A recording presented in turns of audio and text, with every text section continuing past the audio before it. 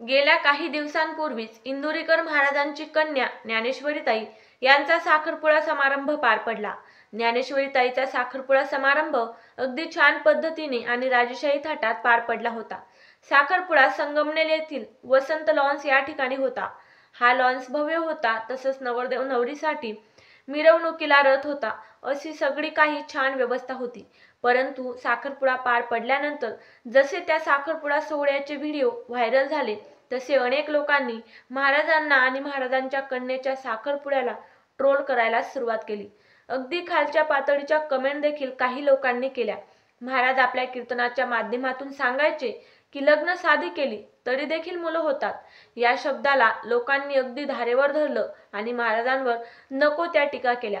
काही जण तर महाराजांना म्हटले की तुम्ही तर लोकांना ज्ञान देता की लग्न साधी केली तरी सुद्धा पोरं होतात, मग लेकीचा साखरपुडा एवढ्या शाही थाटात का पार पाडला, लाखोंची उधळपट्टी का केली? आणि काहींनी तर अगदी लोकांसांगे ब्रह्मज्ञान आणि स्वतः मात्र कोरडे पाषाण असे कठोर शब्द देखील महाराजांसाठी वापरलेले होते। तसंच काहींनी म्हटलं की वारकरी संप्रदायाला हे सगळं शोभणारं नाहीये, तसंच कीर्तनातून महाराजांनी फक्त पैसे कमावण्याचा धंदा उभारला आहे, असं सुद्धा खालच्या थराचे कमेंट लोकांनी कुठलाही विचार न करता महाराजांवर अत्यंत वाईट पद्धतीने टीका केल्या होत्या। त्यावर आता महाराजांनी देखील एक निर्णय घेतलेला आहे की मी आजपासून पुढे कधीही फेटा बांधणार नाही, म्हणजेच मी कीर्तनाची सेवा आजपासून यापुढे करणार नाही। कारण महाराजांनी गेली 30 वर्ष वारकरी संप्रदायाचा वारसा पुढे चालवला। आपल्या कीर्तनाच्या माध्यमातून लाखो नव्हे करोडो लोकांना हसवलं, समाज प्रबोधनाचं काम केलं, ज्ञानाचे धडे दिले। एवढं सगळं करून देखील लोकांनी आपल्यावर टीका केली, ते देखील कशावरून? तर आपल्या एकुलता एक लेकीच्या साखरपुड्यावरून। महाराजांचं म्हणणं आहे की माझी एकुलती एक लेक आहे, तिची इच्छा अपेक्षा पूर्ण करणं हे माझं कर्तव्य नाही का? तसंच साखरपुडा समारंभ जरी शाही थाटात असला तरी देखील त्या ठिकाणी असलेली लोक सगळी वारकरी संप्रदायातलीच होती। तसंच कुणालाही बांधण्यासाठी फेटे किंवा बसण्यासाठी खुर्च्या वगैरे नव्हत्या। अगदी राजकीय मंडळी देखील या कार्यक्रमाला उपस्थित होती, त्यांच्यासाठी सुद्धा महाराजांनी वेगळी व्यवस्था केलेली नव्हती। सगळ्यांना एकसमान वागणूक त्यांनी दिलेली होती। आपल्याला काही राजकीय मंडळी खाली बसताना व्हिडिओ आणि फोटोच्या माध्यमातून दिसलेली होती। तसंच महाराजांनी व्याही भेट सुद्धा या कार्यक्रमामध्ये घेतलेली नव्हती आणि ते आभार व्यक्त करण्याच्या वेळेस बोलले सुद्धा होते की लोकांनी गेली 30 वर्ष मला नावं ठेवली आणि यापुढे देखील मला नावं ठेवतीलच, त्यांना त्यांचं काम करू द्या, मी कोणाचीही पर्वा करत नाही। फक्त या कार्यक्रमाच्या माध्यमातून समाजामध्ये चांगला संदेश द्यावा, आपण बदल करू शकतो, आपल्यामध्ये बदल करण्याची ताकद आहे हे समाजातील लोकांना कळावं, हाच संदेश मी या कार्यक्रमाच्या माध्यमातून दिलेला आहे, असं देखील महाराज म्हटले होते। म्हणजे त्यांनी साखरपुडा समारंभाच्या माध्यमातून देखील लोकांना एकसमानतेचा धडा दिला, लहान थोर समान समजा असा संदेश त्यांनी त्यांच्या कार्यक्रमामधून लोकांना दिला। तसंच त्यांचं म्हणणं आहे की जे जेवण त्यांनी कार्यक्रमामध्ये ठेवलं होतं ते सुद्धा अगदी साधं आणि महाराष्ट्रीयनच होतं। कुठल्याही पद्धतीचं वारकरी संप्रदायाचे नियम मोडेल अशा पद्धतीचं जेवण किंवा कुठलीही गोष्ट त्या ठिकाणी नव्हती। तरी देखील लोकांनी केवळ साखरपुड्यावरूनच एवढं ट्रोल केलं, मग पुढे जाऊन महाराजांनी लग्न करावं की नाही? लोकांच्या टीका आणि कमेंट महाराजांच्या खूप जास्त जिव्हारी लागल्या। त्यामुळेच त्यांनी एक क्लिप बनवून त्यामध्ये म्हटलं की यापुढे मी कीर्तन करणार नाही, जर मी लोकांना ज्ञान देऊन तसं आचरण करत नाही असं लोकांना वाटतं तर आजपासूनच मी कोणालाही ज्ञान देणार नाही, असं महाराज बोलले। आणि बोलताना त्यांच्या मनात खूप दुःख वेदना होत्या। यानंतर अनेक महाराज लोकांनी म्हटलं आहे की इंदुरीकर महाराज हे खूप जुने समाज प्रबोधनकार आहेत। गेल्या 30 वर्षांपासून त्यांनी आजपर्यंत अनेक तरुणाईला घडवण्यासाठी अहोरात्र मेहनत घेतली, प्रयत्न केले। घरदार मुलं बाळ सोडून ते दिवसभर रात्रभर बाहेर राहिले।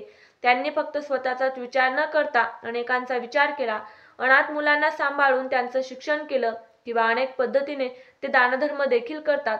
स्टेजवर बोलणं सोपं नसतं, खाली बसून टीका करणं खूप सोपं असतं, पण लाखो लोकांच्या समोर बोलायला देखील धाडस लागतं। लोकांनी कोणाच्या प्रतिष्ठेला धक्का लागेल याचा विचार न करता अगदी उधळ मापाने महाराजांवर टीका केल्या, हे चुकीचं होतं। टीका करण्यासारखं काहीच महाराजांनी काम देखील केलेलं नव्हतं। जे काही केलं त्यातून देखील त्यांनी समाजाला संदेश दिला, तरी देखील लोकांनी त्यांना चुकीची वागणूक दिली, याबद्दल अनेक महाराज लोकांनी देखील दुःख आणि खंत व्यक्त केलेली आहे. काही लोकांनी महाराजांना वाईट कमेंट केल्या, वाईट टीका केल्या, पण काही लोक आजही म्हणत आहेत की महाराज तुम्ही कीर्तन करणं सोडू नका, तुमची गरज आहे या तरुण पिढीला आणि आम्हा सगळ्यांना. अगदी दुःखात असलेला माणूस सुद्धा तुमचं कीर्तन ऐकून अगदी आनंदी होतो. त्याच्या मनातले दुःख केवळ एका क्षणासाठी का होईना पण दूर होते. एवढा मोठा कठोर निर्णय तुम्ही घेऊ नका. बोलणाऱ्यांना बोलू द्या, त्यांना त्यांचं काम करू द्या. हाती गया बाजार और कुत्ते भुके हजार अशा पद्धतीची कळकळीची विनंती देखील अनेक जण महाराजांना करताना आपल्याला दिसत आहेत. आता सर्वस्वी हा निर्णय महाराजांचाच आहे की ते त्यांचा निर्णय बदलतील की त्यांच्या कीर्तन न करण्याच्या निर्णयावर ठाम राहतील. परंतु महाराजांनी केवळ 2 लोकांच्या चुकीच्या टीकेला मनाला लावून कीर्तन न करण्याचा निर्णय मागे घेतला पाहिजे, नाहीतर उद्या उठून टीका करणारे आणि महाराजांना बोलणाऱ्यांना देखील पश्चाताप होईल. अशा समाज प्रबोधनकार लोकांची या समाजाला गरज आहे. कारण महाराजांचं स्पष्ट आणि न घाबरता, कोणाच्याही दबावाखाली न येता खडे बोल बोलण्याची ताकद कोणामध्येच नाही. त्यांच्या बोलण्याने जर 2 लोक नावं ठेवत असतील तर इतर 8 लोक तरी त्यांच्या आयुष्यात बदल घडवून आणू शकतील. महाराजांनी आपल्या कीर्तनामधून जे काही सांगितलं होतं ते केवळ लोकांना हसवण्यासाठी आणि लोकांनी आपलं अंथरूण पाहूनच पाय पसरवले पाहिजे किंवा गरीब मध्यमवर्गीय माणसांनी कर्जबाजारी होऊन दुसऱ्यांना दाखवण्यासाठी मोठी लग्न करू नयेत असं सांगितलं होतं. त्यांनी केवळ सर्वसामान्य माणसांसाठीच सांगितलं, पण सगळ्यांनीच त्या गोष्टीला धारेवर धरून अत्यंत खालच्या थराच्या कमेंट महाराजांवर केला. शेवटी आता त्यांचं नाव एका प्रतिष्ठित घराण्याशी देखील जोडलं गेलेलं आहे. कोणीही हा विचार केला नाही की समोरच्या लोकांसमोर महाराजांची प्रतिष्ठा कमी होऊ शकते, त्यांच्या प्रतिष्ठेला धक्का लागू शकतो. या गोष्टीचा कुणीही विचार न करता सर्रासपणे महाराजांवर चुकीच्या कमेंट केल्या, टीका केल्या. महाराज जे कीर्तनातून सांगायचे ते विनोदाच्या भाषेतून असायचं, परंतु लोकांनी केवळ महाराजांवरच नाही तर महाराजांच्या लेकीवर देखील नको त्या प्रकारच्या चुकीच्या टीका केल्या.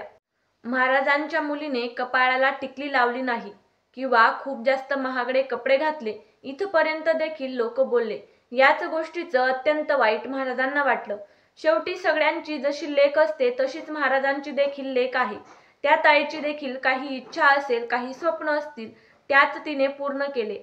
आणि महाराजांनी देखील एक वडील या नात्याने, एक जन्मदाता बाप या नात्याने आपल्या लेकीची हौस पूर्ण केली. तर यामध्ये चुकीचं काय असं देखील आता महाराज लोकांनी म्हटलं आहे आणि इतर महाराजांच्या सहकार्यांनी देखील म्हटलं आहे.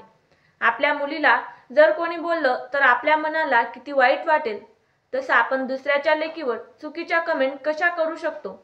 महाराजांच्या मुलीने, ज्ञानेश्वरी ताईने चष्मा लावला या गोष्टीवर देखील लोकांनी नको त्या खालच्या थराला जाऊन कमेंट केल्या किंवा त्यांनी जे हातवारे करून फोटो क्लिक केले होते त्यावर देखील अत्यंत गलिच्छ पद्धतीने लोकांनी भाष्य केलं.